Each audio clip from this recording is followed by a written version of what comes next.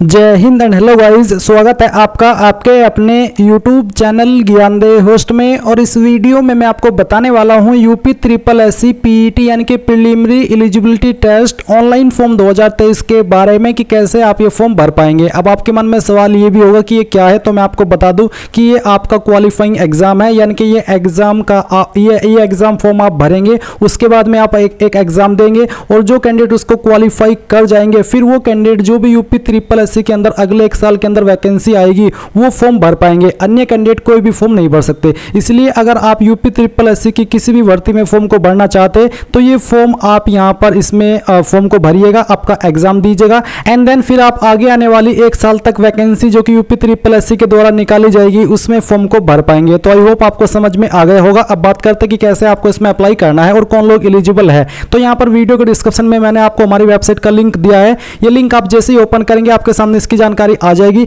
इसमें 10वीं पास कैंडिडेट कम से कम अप्लाई कर सकते हैं, यानी कि कम से कम आपका 10वीं पास होना जरूरी है। ज्यादा आपकी कोई भी क्वालिफिकेशन हो सकती है। एज आपकी 18 से 40 साल रखी गई है। जनरल ओबीसी के लिए 150 रुपये फीस है, SC ST के लिए 95 और दिव्यांग के लिए 25 रुपये। फॉर्म आप 30 अगस्त 2023 तक भर पाएंगे। तो ये सभी जानकारी चेक करने के बाद आप अप्लाई ऑनलाइन लिंक के ऊपर क्लिक करेंगे। इसके बाद में अगर आप यहाँ पर होम पेज पर आ रहे हैं तो फिर आपको यहाँ पर कैंडिडेट रजिस्ट्रेशन इसके ऊपर क्लिक करना है। इस पर क्लिक करने के बाद एग्जामिनेशन नोटिफिकेशन में आप ये देख सकते हैं। अभी आप यहाँ पर अप्लाई के ऊपर क्लिक करेंगे। इस पर क्लिक करने के बाद आप कैंडिडेट रजिस्ट्रेशन के ऊपर क्लिक करेंगे एंड देन गाइस आपके सामने कुछ ऐसा इंटरफेस आएगा जहां पर आपसे पूछेगी कि आपके द्वारा पूर्व में प्रारंभिक अर्हता परीक्षा 2022 हेतु तो आवेदन किया गया था, यानी कि जब ये पीईटी 2022 आया था क्या आपने उसमें भी फॉर्म को भरा था। अगर हाँ तो आप यस करेंगे। यस करने के बाद प्रोसीड करेंगे और प्रोसीड करने के बाद में यहाँ पर टिक करके ये एक्सेप्ट कर देंगे। इसके बाद में आपको पीईटी 2022 का रजिस्ट्रेशन नंबर एंटर करना है एंड प्रोसीड करना है। प्रोसीड करने के बाद होगा क्या कि जो आपने पीईटी 2022 के अंदर इंफॉर्मेशन भरी थी वो यहाँ पर आपकी फैच कर ली जाएगी और उसी के माध्यम से आप आगे इस फॉर्म को भर पाएंगे। बट अगर आपसे कोई प्रॉब्लम हो गई थी पीईटी 2022 के अंदर और आप नए सिरे से फॉर्म को भरना चाहते हैं तो फिर आप यहाँ पर नए सिरे से ही भरिएगा। आप यहाँ पर अप्लाई के ऊपर क्लिक कीजिएगा। इसके बाद में कैंडिडेट रजिस्ट्रेशन के ऊपर क्लिक कीजिए और यहाँ पर नो करके आप प्रोसीड पर क्लिक कर दीजिए। इसके बाद यहाँ पर टिक कीजिए और आई एक्सेप्ट के ऊपर क्लिक कीजिए। इसके बाद गाइज आपके सामने इंटरफेस आ जाएगा। अभी आप यहाँ पर पर्सनल डिटेल में जो आपका नाम है वो आप 10th के सर्टिफिकेट के अकॉर्डिंग एंटर करेंगे। ध्यानपूर्वक भरिएगा क्योंकि बाद में एडिट का मौका नहीं मिलेगा। फिर अगर आपकी शादी हो चुकी है तो पति का नाम, नहीं तो आपके फादर का नेम देना है। आपकी माताजी का नाम आपको यहाँ पर एंटर करना है। फिर पूछे कि क्या आप उत्तर प्रदेश के डोमिसाइल यानी कि स्थायी निवासी है। अगर हाँ तो यस, नहीं तो आप नो करेंगे। जैसे कि अगर आप है तो आप यस कर रहे हैं। फिर उसके बाद आप यहाँ पर ओके करेंगे। ओके करने के बाद में आपसे पूछे कि क्या आप यूपी के डिपेंडेंट ऑफ फ्रीडम फाइटर है। अगर हाँ तो यस, नहीं तो आपको नो करना है। क्या आप एक एक्स आर्मी, ECO, SSCO या फिर CO है। अगर हाँ तो यस नहीं बल्कि इस कैटेगरी सेलेक्ट करनी होगी, नहीं तो आप यहाँ पर नो कर दीजिए अगर आप नहीं हैं। क्या आप एक हैंडीकैप है उत्तर प्रदेश के यानी कि विकलांग। अगर हाँ तो यस, नहीं तो आपको नो करना है। इसके बाद क्या आप एक स्किल्ड प्लेयर है यूपी के। अगर हाँ तो यस, नहीं तो यहाँ पर भी आप नो करेंगे। फिर यहाँ पर गाइस आती है आपकी होम स्टेट। तो होम स्टेट यहाँ पर उत्तर प्रदेश सेलेक्ट कर ली है। इसके बाद आपकी डिस्ट्रिक्ट कौन सी है वो आप यहाँ पर सिलेक्ट कर लेंगे। कास्ट कैटेगरी आपकी कौन सी है वो आप यहाँ पर सिलेक्ट कर लीजिएगा। जैसे कि अगर आपकी कैटेगरी SC है तो देखते हैं यहाँ पर कोई अतिरिक्त ऑप्शन आता है या फिर नहीं। अगर आपकी कैटेगरी ST है तो वो भी आप यहाँ पर देख लीजिए, इस तरह से भर पाएंगे। OBC है तो आप OBC भी भर पाएंगे। इसके बाद जो आपकी डेट ऑफ बर्थ है ये भी आप 10th के सर्टिफिकेट के अकॉर्डिंग यहाँ पर सेलेक्ट कर लेंगे। पहले डे, फिर मंथ और उसके बाद में ईयर। देन आप अपना जेंडर सेलेक्ट करेंगे। फिर यहाँ पर आपको आपका मोबाइल नंबर एंटर करना है, अपनी ईमेल ID एंटर करनी है। आपसे पूछेगी कि आप मैरिड है। अगर हाँ तो यस, नहीं तो आपको नो करना है। नाउ गाइज मैं आपको बताना चाहूंगा SK बुक्स रीजनिंग के बारे में जो कि हिंदी और इंग्लिश दोनों के अंदर अवेलेबल है। और इस बुक को पब्लिश किया गया Shri Krishnan publisher private limited जो कि इंडिया की one of biggest book publication company है, जिसके द्वारा बेहतरीन बुक पब्लिश की जाती है जहां पर आपको सभी जानकारी बहुत ही अच्छे से दी जाती है। एंड अगर मेनली बात करें इस बुक की तो इस बुक के अंदर आपको क्या क्या देखने को मिलेगा वो आप लोग जान लीजिए। इसमें आपको वर्बल, नॉन वर्बल और लॉजिक का कंप्लीट और कॉम्प्रिहेंसिव कलेक्शन मिलेगा।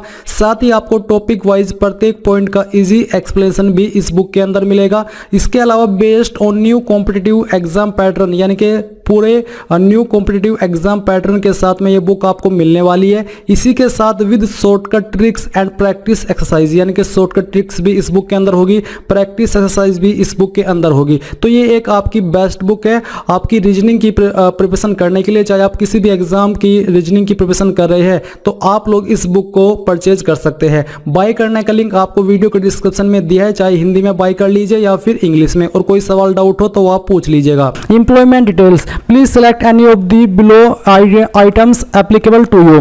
Employ of Uttar Pradesh, ex employ of Uttar Pradesh, never employment in Uttar Pradesh. यानी कि अगर आप उत्तर प्रदेश के एम्प्लॉय है, जॉब करते हैं उत्तर प्रदेश में, तो आप पहले वाला सेलेक्ट करेंगे। अगर आपने पहले कभी यूपी के अंदर जॉब किया तो सेकंड वाला सेलेक्ट करेंगे।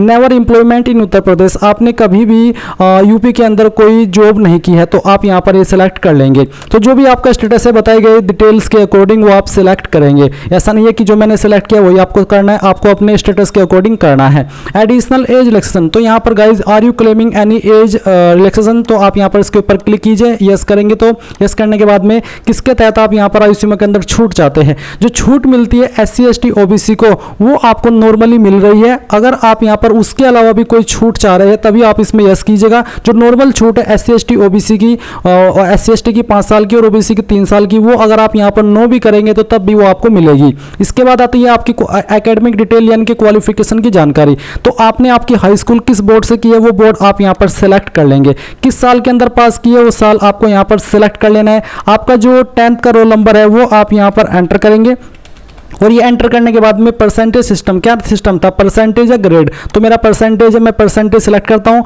इसके बाद कितने नंबर आपको आए थे वो आप यहाँ पर लिखेंगे और कितने में से आए थे वो आप यहाँ पर टोटल मार्क्स के अंदर डाल देंगे।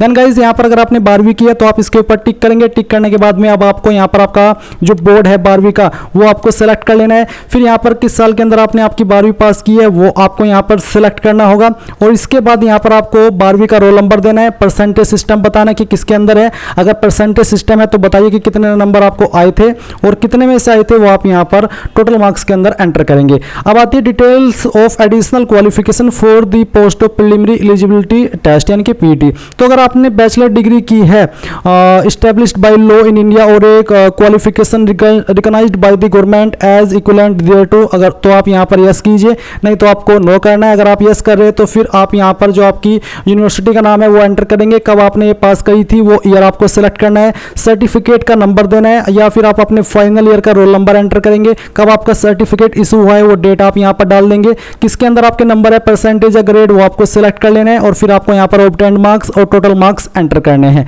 इसके बाद अगर आपने PG डिग्री भी किया तो उसकी जानकारी भी आप सेम वे में भरेंगे। अगर आपने सिंपली 10वीं 12वीं की है तो आप यहाँ पर नो कर सकते हैं, आपको ये दोनों जानकारी भरनी अनिवार्य नहीं है। और फिर आप ये वेरिफिकेशन कोड डालेंगे, सभी जानकारी चेक करेंगे और सबमिट के ऊपर क्लिक करेंगे। अब आपने यहाँ पर ये जितनी भी जानकारी भरी है उनका प्रीव्यू आपके सामने है। आप सभी जानकारी चेक करते हुए नीचे आकर के click to proceed for photo and signature इसके ऊपर क्लिक करेंगे। इसके ऊपर क्लिक करने के बाद यहाँ पर आपको फोटो साइन अपलोड करना है। फोटो का और जो सिग्नेचर का जो आपको एक डेमो है वो यहाँ पर दिया है।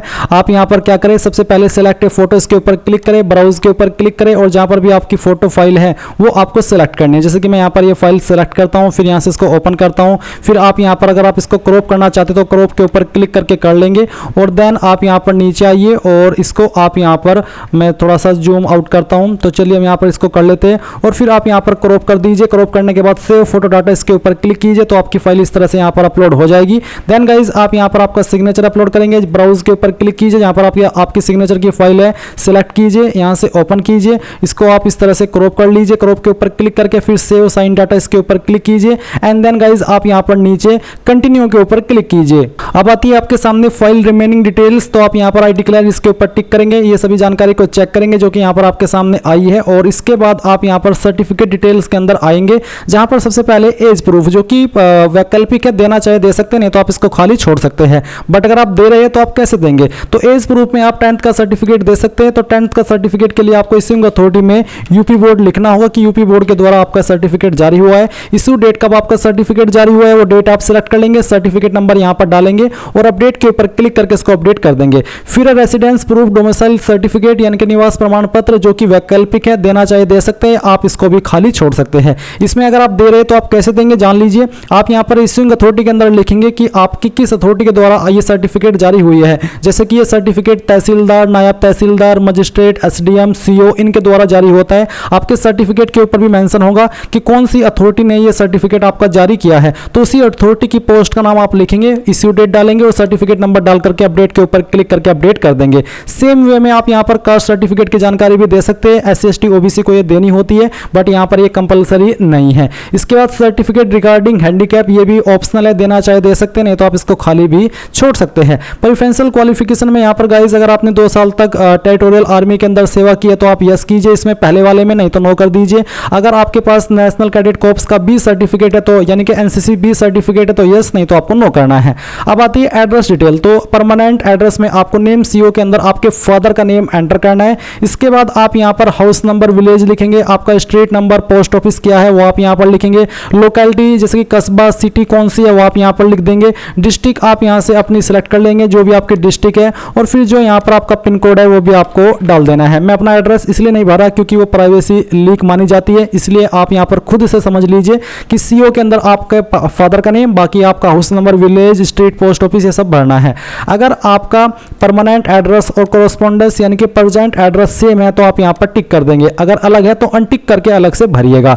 इसके बाद आप यहाँ पर नीचे यस कीजिए और यस करने के बाद में आप प्रीव्यू के ऊपर क्लिक करेंगे। अब गाइज आपने जो भी जानकारी भरी है उसका प्रीव्यू आपके सामने है, आप शुरू से लेकर के आखिरी तक की जानकारी भरी हुई चेक करते हुए आएंगे। अगर आपको लगता है कोई जानकारी गलत हो गई है तो आप यहाँ पर बैक में क्लिक करके उसको सही कर लीजिएगा, क्योंकि बाद में आपको एडिट का मौका क्या पता मिले ना मिले, इसलिए कोई भी गलती नहीं करनी है। और फिर आप यहाँ पर ये कैप्चा कोड डालिए एंड देन सबमिट के ऊपर क्लिक करके यहाँ से ओके कर दीजिए। ओके करने के बाद में आपके सामने इस तरह से ऑप्शन आएगा, आप click to pay the required fees के ऊपर क्लिक करेंगे।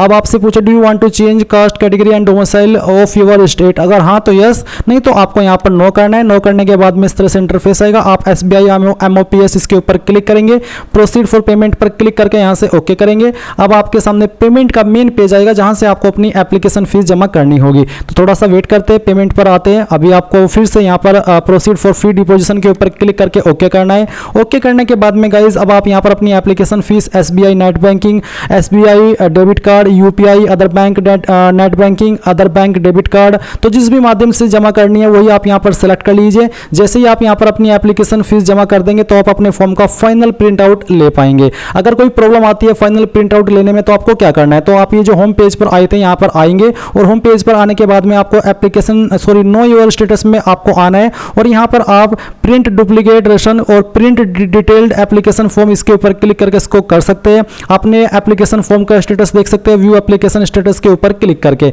तो इस तरह से गाइज आप अपने फॉर्म को प्रिंट भी कर लेंगे अगर कोई प्रॉब्लम बीच में आ जाती है और स्टेटस भी चेक कर लेंगे। सो यही थी आपकी UP SSC PET online form 2023 के बारे में कंप्लीट जानकारी। आई होप आपको पसंद आई होगी। So thanks for watching. जय हिंद।